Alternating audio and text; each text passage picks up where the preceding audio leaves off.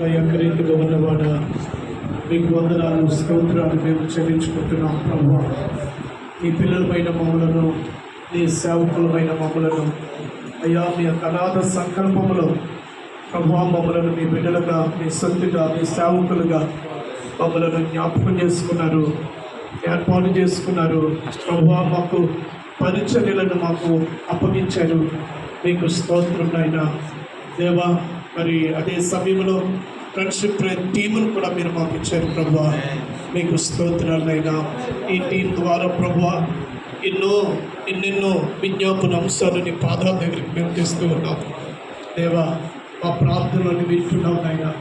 మా ప్రార్థనలను ప్రభు మీరు ఆయన ఆలోచించి జవాబులు ఇస్తూ ఉన్నారు. మీకు స్తోత్రం నాయన.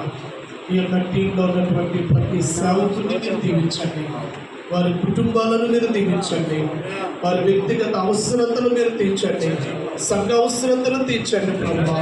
ఎవరికైతే మందిరాలు లేవో ప్రభు వారికి మందిరాలు ఇవ్వండి ప్రభు. ఎవరికైతే స్థలాలు లేవో ప్రభు స్థలాలు, మందిరాలు కూడా మీరు ఇవ్వండి తండ్రి ప్రభు.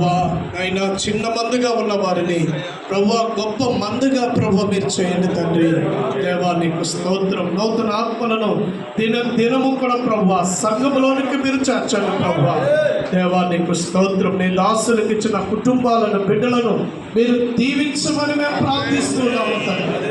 ఇదిగో మా భారతదేశ క్షేమం కొరకు, మరొకసారి భద్రత కొరకు, శాంతి కొరకు, సమాధానం కొరకు, నెమ్మది కొరకు, నిజమైన స్వాతంత్ర్యం కొరకు ప్రార్థిస్తున్నాము తండ్రి.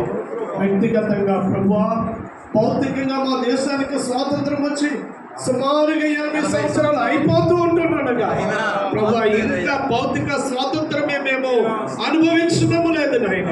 ఎక్కడ చూసినా అరాచకాలు ప్రభు, దోపిడీలు ప్రభు, మానభంగాలు ప్రభు, హత్యలు, ఆత్మహత్యలు ప్రభు, అత్యాచారాలు ప్రభు తండ్రి జ్ఞాపకం చేసుకుని అయినా మాకు విడుదలించి స్వాతంత్రం ఇవ్వండి.